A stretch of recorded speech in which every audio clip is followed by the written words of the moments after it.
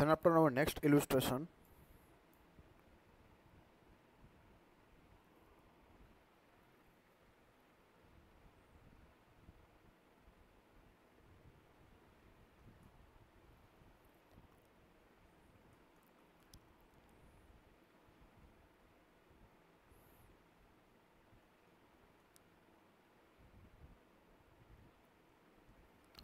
okay, last time जो આપણે illustration કરાવેલું તો illustration number I think 14 or 13. Okay, illustration number 13. Mr. Ramesh is a cost accountant in Colgate Limited.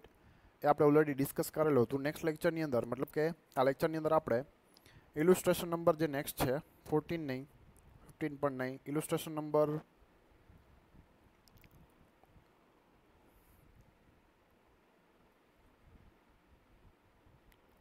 Okay illustration number 18 જે છે, કમુડી Patel owns 3 house property and the detail of which are as given below.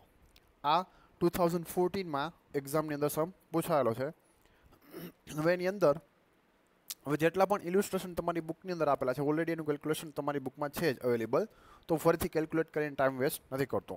જે પણ print mistake હતી એ બધી મેં કરાવી દીધી. નાવ ઇલ્યુસ્ટ્રેશન number 18ની અંદર જે તમે તમારી બુકમાં છે એ તમે જોઈ શકશો કે ભાઈ કમોડી પટેલ ઓન્સ 3 હાઉસ પ્રોપર્ટી, એની પાસે 3 હાઉસ પ્રોપર્ટી છે.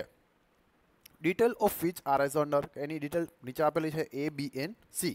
હવે એની મ્યુનિસિપલ વેલ્યુ પણ આપેલી છે, રિઝનેબલ રેન્ટ આપેલું છે. Reasonable rent means to say that it's a fair rent, તો એ તમારું ફેર રેન્ટ છે. તો સૌથી પહેલાં સમ ત્યાંથી સ્ટાર્ટ થશે કે મ્યુનિસિપલ વેલ્યુ અને reasonable value which ever is higher, મતલબ કે મ્યુનિસિપલ વેલ્યુ અને ફેર વેલ્યુ બંનેમાંથી જે વધારે આવતી હોય એને આપણે કન્સિડર કરશું. તો સૌથી પહેલાં તો આવશે 88,000, અહીંયા આવશે 1,40,000 અને અહીંયા આવશે 1,17,000. તેના આફ્ટર સ્ટાન્ડર્ડ રેન્ટ સાથે કમ્પેરિઝન કરશો તો વિચ એવર ઇઝ લોઅર, બંનેમાંથી જે લોઅર આવતું હોય તો અહીંયા આવશે 85,000, અહીંયા આવશે 1,40,000 અને અહીંયા આવશે 1,60,000, વિચ એવર ઇઝ લોઅર. તેના આફ્ટર એનું એકચ્યુઅલ રેન્ટ સાથે કમ્પેરિઝન કરશો, અહીંયા આપેલું છે નીલ, અહીંયા હાઉસ પ્રોપર્ટી નંબર 1માં નીલ આપેલું છે. એનો મિનિંગ શું થાય કે હાઉસ પ્રોપર્ટી લેટ આઉટ કરેલું છે નહીં. So house property number 1 or house property number A is self occupied by that person, મતલબ કે હાઉસ પ્રોપર્ટી નંબર 1 જે છે એ વ્યક્તિએ સેલ્ફ ઓક્યુપાઇડ કરેલું છે અને હાઉસ પ્રોપર્ટી નંબર 2 અને 3નું લેટ આઉટ કરેલ છે. તો હવે જે તમે આન્સર કેલ્ક્યુલેટ કરશો એની અંદર હાઉસ પ્રોપર્ટી નંબર એનું કોઈ કેલ્ક્યુલેશન નહીં થાય. Only and only interest on the borrowed fund for the construction of the house, મતલબ કે ઇન્ટરેસ્ટ ઓન હાઉસિંગ લોન 40,000 રૂપીસનું માઇનસ, મતલબ કે માઇનસ એક ફિગર કરવાનો થશે નેટ એન્યુઅલ વેલ્યુ 0માંથી, તો એની માઇનસમાં ઇન્કમ આવશે -40,000. Done. Then after house property number B અને C બંનેનું કેલ્ક્યુલેશન કરશો જેવી રીતે આપણે સ્પેસિફિક ફોર્મેટમાં કરીએ છીએ, whichever is higher, lower and again higher.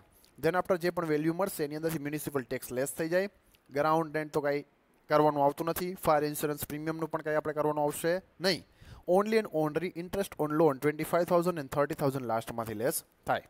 તો આપણા સ્પેસિફિક ફોર્મેટમાં સમ આપેલો જ છે એ તમે જોઈ શકશો. Than after all these houses were constructed in the 1819, કે ભાઈ એનું કન્સ્ટ્રક્શન 1819માં થયું હતું.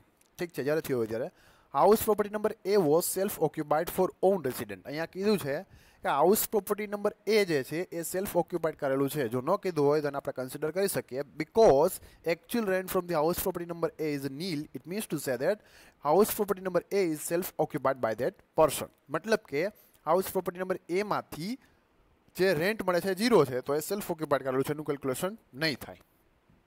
દેન after house property number B was let out for the purpose of business and house property number C was let out for the residential purpose. અહીંયા કોઈ પણ income from house પ્રોપર્ટીનો sum હોય, તમે તમારા હાઉસ પ્રોપર્ટીને લેટ આઉટ કરો છો for the purpose of business કે for the purpose of residential house or for the purpose of godown or for the purpose of wear house, કોઈ પણ પર્પઝથી લેટ આઉટ કરો, તમારા માટે એ હાઉસ પ્રોપર્ટી છે એટલે તમારી ઇન્કમ કેવી થશે? Income from house property. એ આપણા માટે ઇરિલેવન્ટ છે કે તમે બિઝનેસથી લેટ આઉટ કરો છો કે રેસિડેન્શિયલ પર્પઝથી કરો છો. ઠીક છે. Then after house property number B was remained vacated for the 3 months during the year, મતલબ કે હાઉસ પ્રોપર્ટી નંબર B જે છે એ 3 મહિના માટે ખાલી પડ્યું હતું. 1 મહિનાનું ભાડું એનું આપ્યું હતું, રેન્ટ હતું 15,000, તો 3 મહિનાનું થશે 15 × 3 મંથ 45,080 ટોટલ ઇન્કમમાંથી લેસ થાય, એની જે પણ કોલમ આવતી હોય ત્યાં. અને compute the taxable income from house property. હવે આ વ્યક્તિની હાઉસ પ્રોપર્ટીમાંથી ઇન્કમ કેટલી થાય ટેક્સ ટેક્સ જે છે એ કેલ્ક્યુલેટ કરીને આપો. સોલ્યુશન તમારી બુકમાં અવેલેબલ જ છે. હાઉસ પ્રોપર્ટી નંબર એ સેલ્ફ ઓક્યુપાઈડ છે એટલે એની ઇન્કમ -40,000 આવશે. બી અને સીનું એ લોકોએ કેલ્ક્યુલેશન કરીને આપેલું જ છે, વિચએવર ઇઝ હાયર, લોઅર અને હાયર. લાસ્ટમાં તમને 180 ને 2,16,000 મળશે, કેલ્ક્યુલેટ કરી લેજો.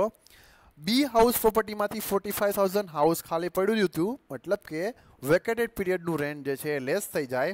બાકી તમને અહીંયા GAV ગ્રોસ એન્યુઅલ વેલ્યુ મળશે.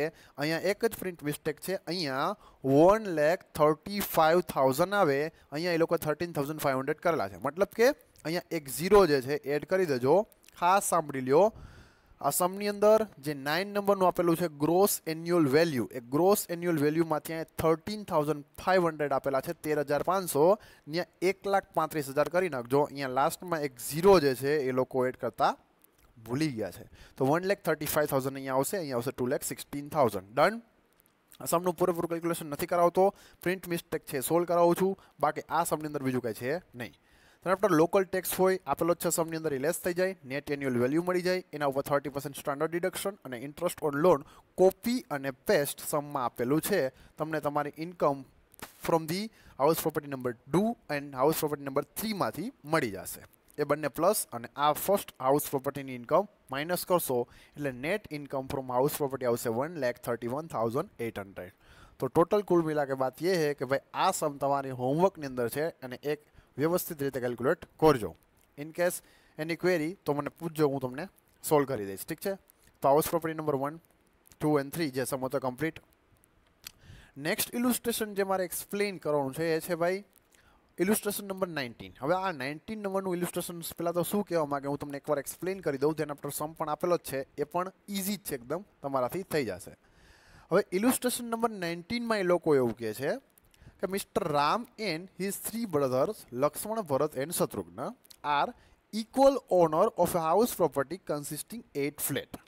પહેલાં તો એ વાત કરી કે એક મિસ્ટર રામ કહીને કોઈ પર્સન છે, એના 3 ભાઈ છે, રામ, લક્ષ્મણ, ભરત અને શત્રુઘ્ન, મતલબ 4 ભાઈ છે પોતે.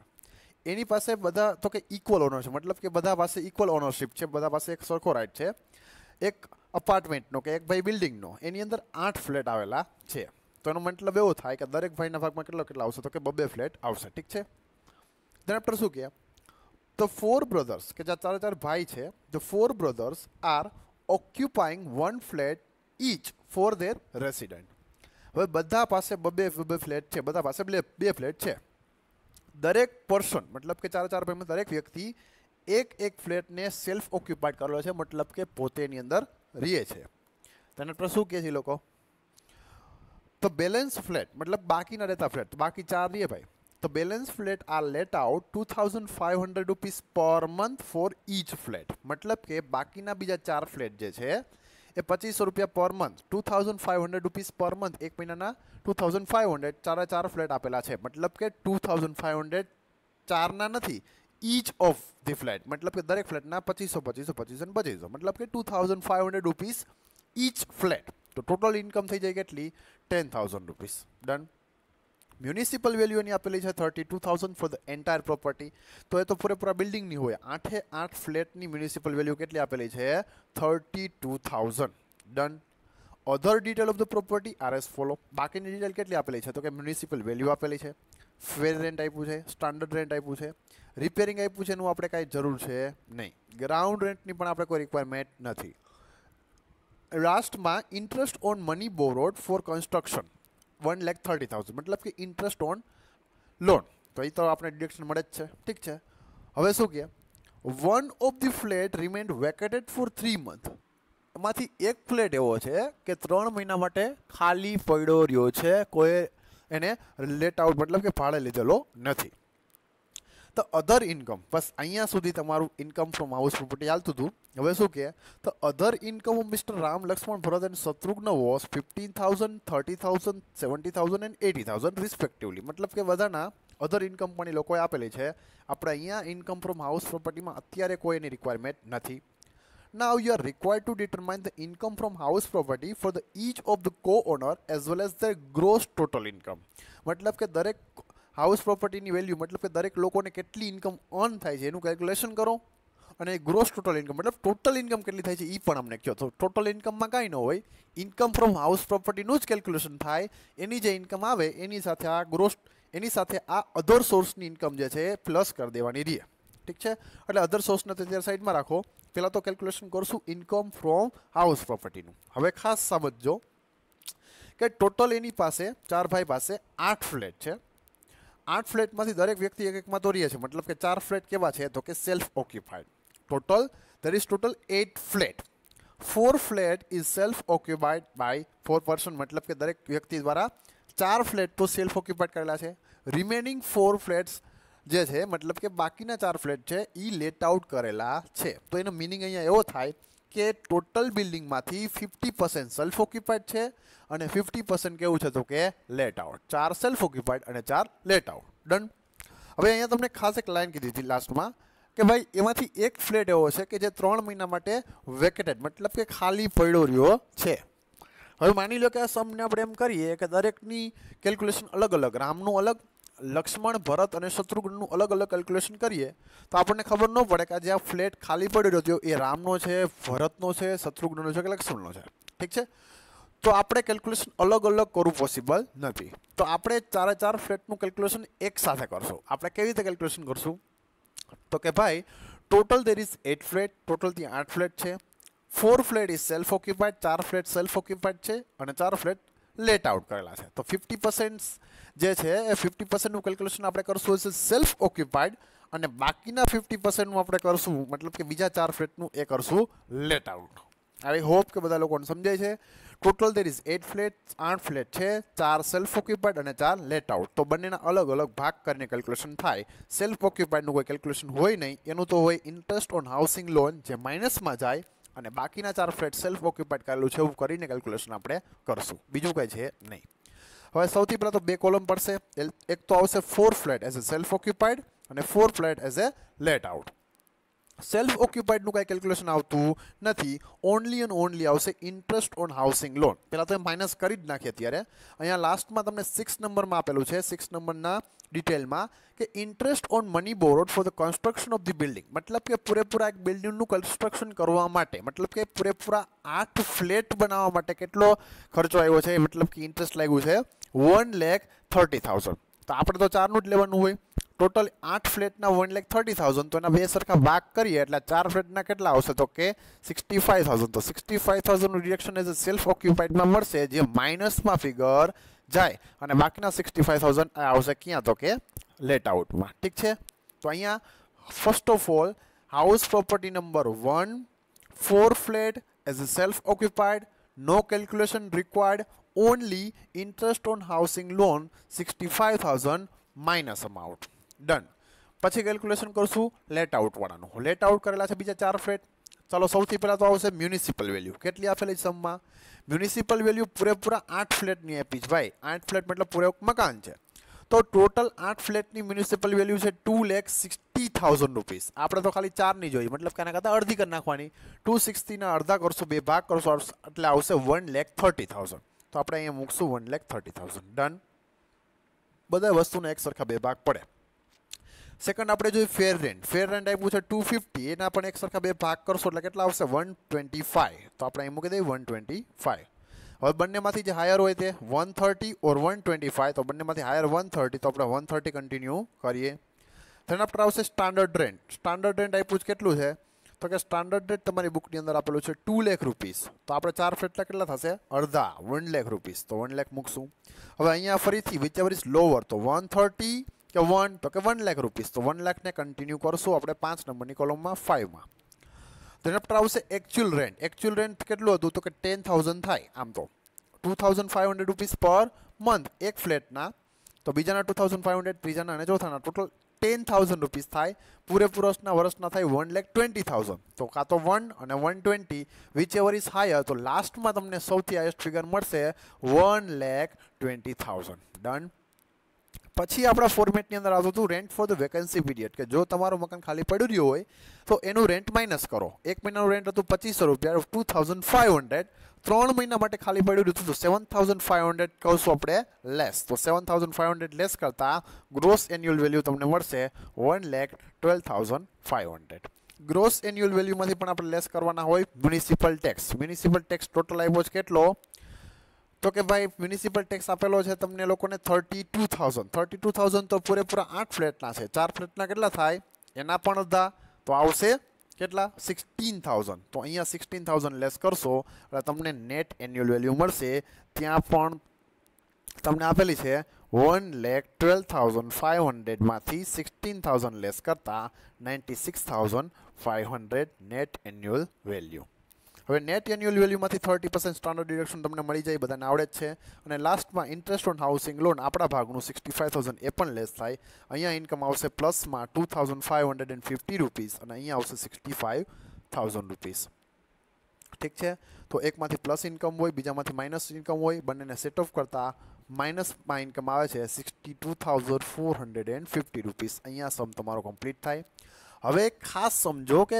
એણે શું કીધું કે ઈચ કો ઓનર મતલબ કે દરેક વ્યક્તિને પોતપોતાની ઇન્કમ કેટલી આવશે તો કે ભાઈ અહીંયા ઇન્કમ નથી અહીંયા લોસ છે 62,450 રૂપીસનો મતલબ કે પૂરા 4 ભાઈ વચારે લોસ છે તો લોસમાં પણ એક સરખા 4 ભાગ પડશે 62,450 રૂપીસના એક સરખા 4 ભાગ કરશો ને અહીંયા ડિવાઈડ કરશો અહીંયા આપેલા જ છે ડિવાઈડ 4 દરેકના ભાગમાં લોસ આવશે 15,613 હવે બધાની ટોટલ ઇન્કમ કેટલી છે એ કેલ્ક્યુલેટ કરી લઈએ તો એ લોકોએ આપેલું છે કે બંનેની ચારે ચાર ભાઈની અધર ઇન્કમ કંઈક હતી પેલાની હતી રામની 50,000 લક્ષ્મણની 30 ભરતની 70 અને શત્રુઘ્નની 80,000 ઇન્કમ હતી એમાંથી લોસ માઇનસ થઈ જાય તો દરેકની નેટ ઇન્કમ તમને અહીંયા આપેલી છે અહીંયા તમારો આ એક્સ્ટ્રા પોર્શન છે હાઉસ પ્રોપર્ટી નથી અહીંયા સુધી તમારું હાઉસ પ્રોપર્ટી હતું તો આ 4 ફ્લેટ હતા એ લેટ આઉટ કરેલા હતા અને 4 ફ્લેટને સેલ્ફ ઓક્યુપાઈડ કરેલા હતા તો એનું કેલ્ક્યુલેશન દરેક पर्सन वाइज अलग अलग नहीं थाय बिल्डिंग ना एक सरखा बे भाग पड़े 50% एज ए सेल्फ ऑक्युपाइड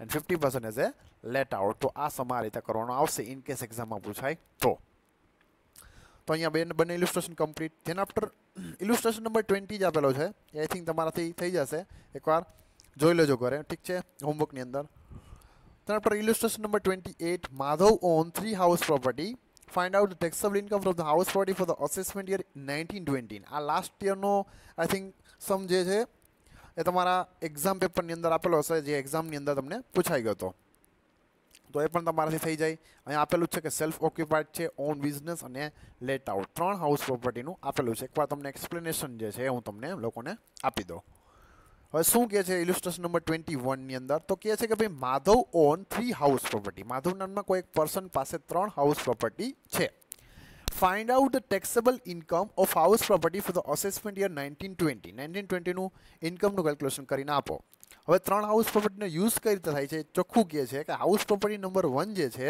એ તો એ લોકોએ લેટ આઉટ કરેલું છે ભાડે આપેલું છે ડન કોઈ વાંધો નથી અને એનું કન્સ્ટ્રક્શન ક્યારે થયું તો કે 13-14 માં કન્સ્ટ્રક્શન થઈ ગયું તો ડન હાઉસ પ્રોપર્ટી નંબર 2 તો સેલ્ફ ઓક્યુપાઈડ કરેલું છે તો એનું કેલ્ક્યુલેશન કરવાનું આવશે નહીં અને હાઉસ પ્રોપર્ટી નંબર 3 જે છે એ લોકોએ સેલ્ફ ઓક્યુપાઈડ પણ નથી કરેલું મતલબ પોતે પણ નથી રહેતા અને લેટ આઉટ પણ નથી કર્યું ભાડે પણ આપેલું છે નહીં બટ ઓન બિઝનેસ એવું લખેલું છે ઓન બિઝનેસ મતલબ પોતાના ધંધા માટે બિઝનેસ માટે એ લોકો એને યુઝ કરે છે અહીંયા કેલ્ક્યુલેશન કેટલા કઈ રીતે કરવાનું આવશે તો કે તમારા આન્સરની અંદર આપેલું જ છે કે ભાઈ હાઉસ પ્રોપર્ટી નંબર જે 3 છે અહીંયા આપેલું છે નોટ રીડ કરજો હાઉસ પ્રોપર્ટી નંબર 3 જે છે is not consider for the calculation due to occupied in own business કે જ્યારે કોઈ પણ વ્યક્તિ પોતાના કોઈ એક મકાનનો ઉપયોગ એઝ એ બિઝનેસ કરતો હોય મતલબ કે ધંધા માટે કરતો હોય તો એનું સેલ્ફ ઓક્યુપાઈડ પણ ન કહેવાય અને એનો લેટ આઉટ પણ ન કહેવાય ડીમ્ડ લેટ આઉટનો કન્સેપ્ટ પણ ત્યાં એપ્લિકેબલ થતો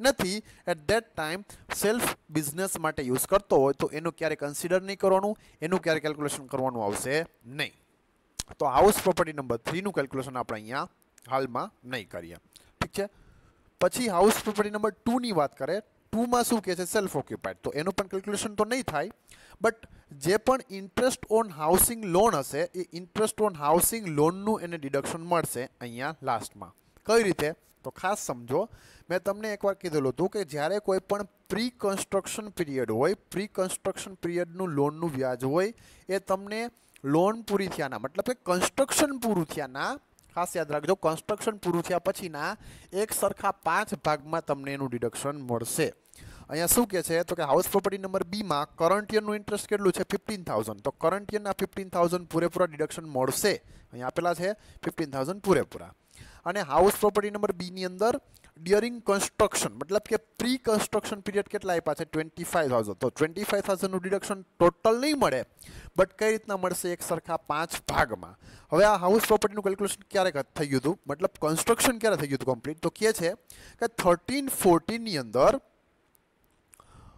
1314 ની અંદર એનું કન્સ્ટ્રક્શન થઈ ગયું હતું તો 1314 પછીનું નેક્સ્ટ યર કયું થાય 1415 એક વર્ષ 1516 બીજું વર્ષ 1617 ત્રીજું વર્ષ અને 1718 ચોથું વર્ષ 1819 તો 1819 ફાઇનાન્શિયલ યર એનું અસેસમેન્ટ જે થાય 1920 તો લાસ્ટ યરનું ડિડક્શન તમને મળશે છેલ્લું જ વર્ષ છે પાંચમું વર્ષ તો 25000 જે આપ્યા છે 25000 એના એક સરખા 5 ભાગ કરશો તો 5000 આવે ને 5000 નું ડિડક્શન તમને અહીંયા મળશે જે તમને અહીંયા લીધેલું છે તો ડન એટલું જ મળશે અહીંયા પણ એવું જ થશે ફર્સ્ટ હાઉસ પ્રોપર્ટીમાં 2000 નું પૂરેપૂરું મળશે બટ 15000 ના એક સરખા 5 ભાગ પડે અહીંયા 15000 ડિવાઇડ 5 કરો એટલે 3000 રૂપીસ આવે અહીંયા આપેલો છે 3000 રૂપીસ 2000 નું તો પૂરેપૂરું મળે મતલબ કરંટ યરનું તો પૂરેપૂરું મળશે બાકીની અમાઉન્ટના એક સરખા 5 ભાગ જ્યાંથી કન્સ્ટ્રક્શન પૂરું થયું હોય ત્યાંથી કન્સ્ટ્રક્શન આમાં થઈ ગયું હતું 1314 માંથી ખાસ યાદ રાખજો અહીંયા તમને ફાઇનાન્શિયલ યર નાણાકીય વર્ષ આપેલું છે 1314 નેક્સ્ટ યર થાય 1415 મતલબ 15 અહીંયા 13-14 આપેલું છે તો 14-15 એક વર્ષ 15-16 બીજું વર્ષ 16-17 ત્રીજું વર્ષ 17-18 ચોથું વર્ષ અને 18-19 ફાઇનાન્શિયલ યર થાય 18-19 ફાઇનાન્શિયલ યર કીધું છે એનું અસેસમેન્ટ યર અહીં આપ્યું છે 1920 મતલબ 19-20 તો 5 વર્ષ છે પાંચમા વર્ષે આનું 5 એક સરખો પાંચમું ભાગનું ડિડક્શન તમને મળે 3000 આપેલા છે તો એ ઠીક છે બરાબર જ છે બાકીની ડિટેલ તો જેમ આપેલી છે એમ જ લેવાની અહીંયા શું કહે છે લોકો મ્યુનિસિપલ વેલ્યુ 45 ફેર એન્ડ 40 તો વિચેવર ઇઝ હાયર તો આપણે 45 ને પકડીએ પછી એનું કમ્પેરિઝન સ્ટાન્ડર્ડ રેન્ટ સાથે 36 સાથે તો વિચેવર ઇઝ લોઅર તો આપણે 36 પકડીએ એનું કમ્પેરિઝન એકચ્યુઅલ રેન્ટ સાથે 48 થશે તો હાયર તો 48 પકડીએ તો આપણે 48 આવતા હશે તો અહીંયા 48 તમને લોકોને હાયર જે છે આવી ગયા ઠીક છે 48 પછી rent for the vacancy period 2 month એક મહિનાના કેટલા થશે તો કે 3000 રેન્ટ કીધું હોય 36000 પૂરેપૂરા 12 મહિનાના હોય ને તો 3000 રૂપીસ થાય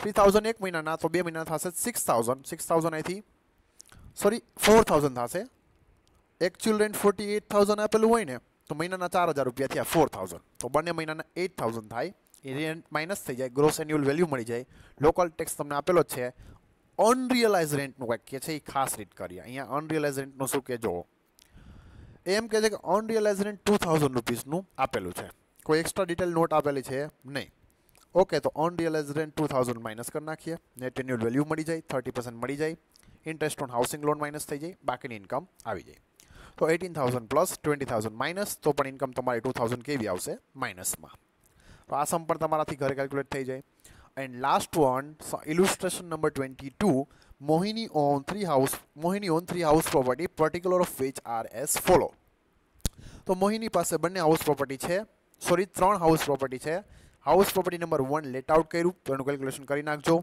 2 અને 3 બંને સેલ્ફ ઓક્યુપાઈડ હોય તો બંનેનું કેલ્ક્યુલેશન કરાય જેની ઇન્કમ વધારે આવતી હોય એમાં ટેક્સ પણ વધારે આવે એટલે એને શું કરી દેવાય સેલ્ફ ઓક્યુપાઈડ અને બાકીનાને શું કરી દેવાય તો કે ડીમ્ડ લેટ આઉટ તો 3 માંથી કેલ્ક્યુલેશન કરજો ત્યાં તમને ખ્યાલ આવશે કે હાઉસ પ્રોપર્ટી નંબર 2 અને 3 બંનેનું કેલ્ક્યુલેશન કરતાં ખબર પડી જાય અહીંયા આપેલું છે જોઈ લ્યો house property number 3 would be preferred as self occupied because it's income is higher એને 3નું કેલ્ક્યુલેશન કરી નાખ્યું કઈ રીતે 3 હાઉસ પ્રોપર્ટી લેટ આઉટ કરેલા જ છે એવું માનીને એ લોકોએ 3નું કેલ્ક્યુલેશન કરી નાખ્યું અને શું કહે છે કે હાઉસ પ્રોપર્ટી નંબર 3માં છે ને ઇન્કમ બહુ વધારે આવે છે 23800 તો આની ઉપર ટેક્સ પણ વધારે આવે એટલે આ લોકોએ શું કર્યું કે હાઉસ પ્રોપર્ટી નંબર 3 ની અંદર સેલ્ફ ઓક્યુપાઈડ કરી લેવાય બીકોઝ એનું ટેક્સ કેવો આવે છે વધારે આવે છે so it's become higher than house property number 2 total income under the head of income from the house property તમને લોકોને આપેલી જ છે તો એક્ઝામ ની અંદર પણ તમે આવું કરી શકો કે જ્યારે કોઈ પણ એક કરતા વધારે હાઉસ પ્રોપર્ટી લેટ આઉટ કરેલા હોય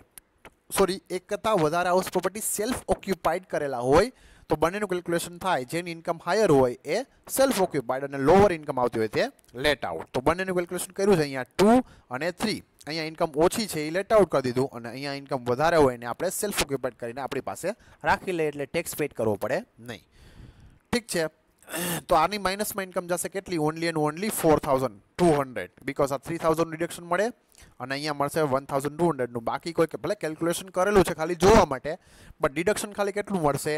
ઇન્ટરેસ્ટ ઓન હાઉસિંગ લોન એક તો 3000 અને એક તો 1200, 3000 એન્ડ 1200, 4200 માઇનસમાં ઇન્કમ જોઈ લેજો, અહીંયા આપેલી છે, ખાસ સમજી લેજો. બાકીની બધું તો ઇન્કમ જેમ કેલ્ક્યુલેશન થતું હોય એમ કરવાનું આવશે. અહીંયા ખાસ લાસ્ટ સમની અંદર એક પોઈન્ટ મારે એક્સપ્લેન કરવાનો છે, ખાસ સમજી લેજો.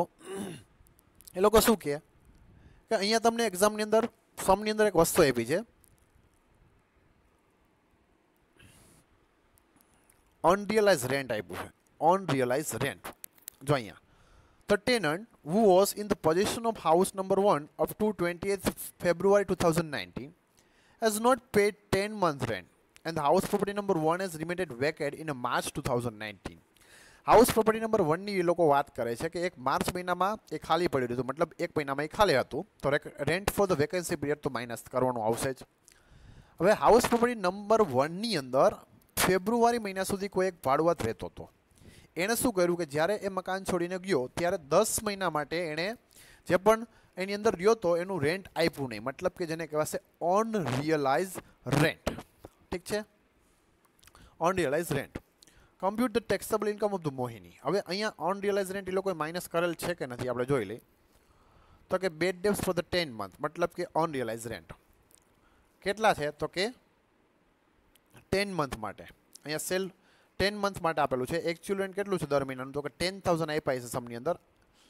રેન્ટ રિસીવેબલ મંથલી 10000, તો 10 મહિના માટે ખાલી પડ્યું રહ્યો હોય તો 10 મહિના માટે ખાલી પડ્યું રહ્યો તો 1 લાખ રૂપીસ માઇનસ તમારે અહીંથી કરવા પડે. તો 1 લાખ રૂપીસ એ લોકો અનરિયલાઇઝ રેન્ટ માઇનસ કરેલું હશે.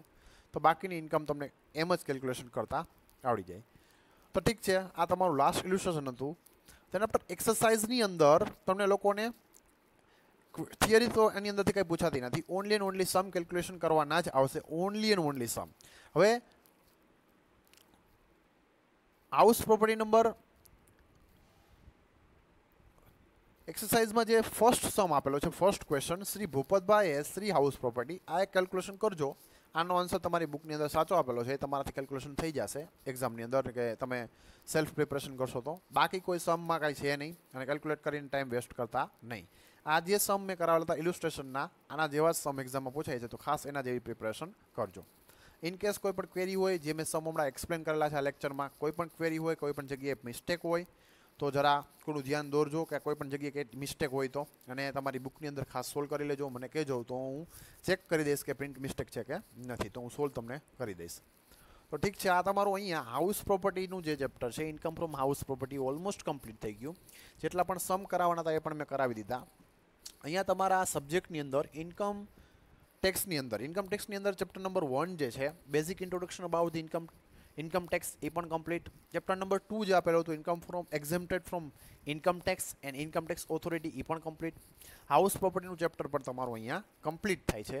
નેક્સ્ટ લેક્ચરની અંદર આપણે સ્ટાર્ટ કરશું આપણું new chapter, income from business and profession. એ પહેલાં હું તમને એનું મટીરિયલ જે છે ગ્રુપમાં શેર કરી દઈશ. ઇન્કમ ફ્રોમ બિઝનેસ એન્ડ પ્રોફેશનનું આપણી બુકની અંદરથી જે મેં કરેલું હતું આ PDF બનાવીને, એ રીતે.